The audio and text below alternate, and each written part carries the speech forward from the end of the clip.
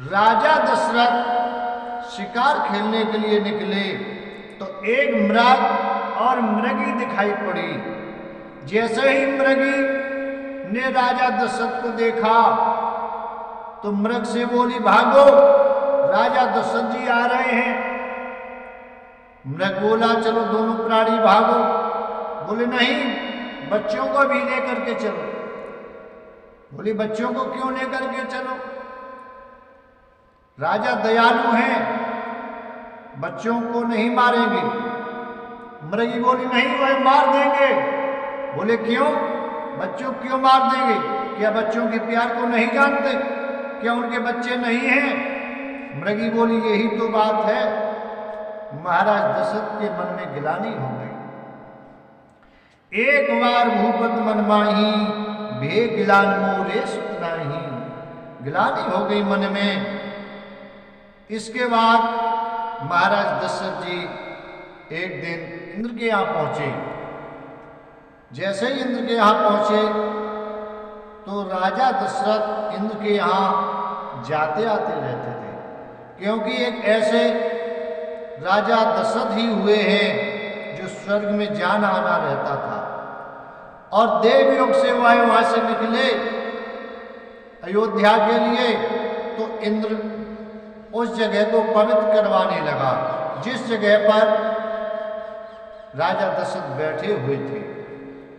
जब उसी जगह को पवित्र करवाने लगा तो क्या हुआ, देवयुग से राजा दशरथ फिर वहीं लौट करके गए इंद्र के यहाँ।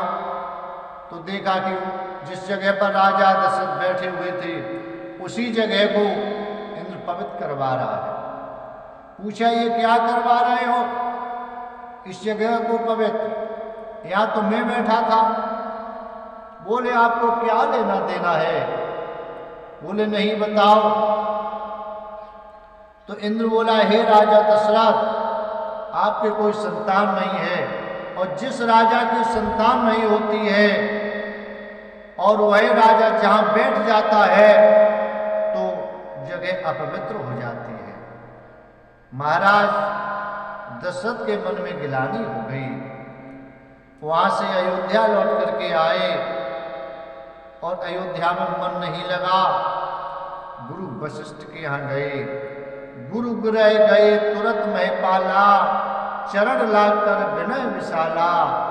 निज दुख सुख सब गुरह सुनायु, कहे वशिष्ठ बहुविध समझायु। कहा, हे राजा दशरथ। जैसे ही राजा दशरथ ने पैर पकड़े और बोले, महाराज कुछ भी करो गुरुदेव, मेरे संतान होनी चाहिए, मेरा बहुत उपास होता है। तो गुरु वशिष्ठ जी बोले, हे राजा दशरथ, तुम क्यों घबरा रहे हो? धरो धीर हुई है सुखचारी, त्रिभुवन विदित भगत वैहारी। तुम धीरज को धारण करो। भय का हरण करने वाले भक्तों के भय का हरण करेंगे। वह तुम्हारे यहाँ भगवान आकर के पुत्र रूप में पैदा होंगे। और एक दो नहीं, चार चार पुत्र तुम्हारे पैदा होंगे। तुम क्यों परेशान हो रहे हो? धीरज बन गया और बोले, हे राजा दशरथ, तुमको पुत्र कामेष्टि यज्ञ करवाना पड़ेगा।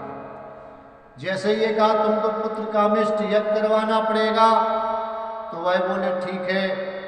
राजा दशरथ ने यज्ञ प्रारंभ किया। वशिष्ठ जी ने श्रृंगी ऋषि को बुलाया और यज्ञ प्रारंभ कर दिया। उस यज्ञ में क्या हुआ, भगत सहित मुन आहुत दीने, प्रगटे अग्न चरु कर लीने। अग्न देव चरु लेकर के प्रकट हुए।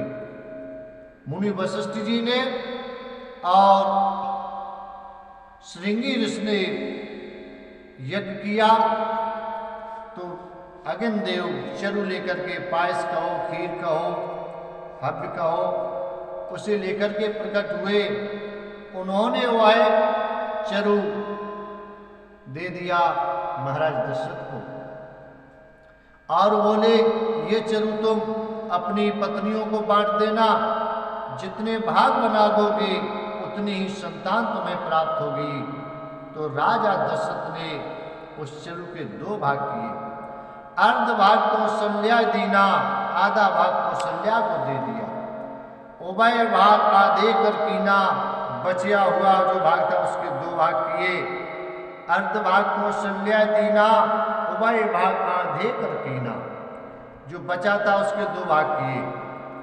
अब कैकेयी ने विचार किया इसके दो भाग किए हैं, ऐसा न हो कहीं एक भाग कौशल्या को फिर दे दे और एक सुमित्रा को दे दे। कैकेयी ने कहा, कैकेयी कहे नक्षुदयु।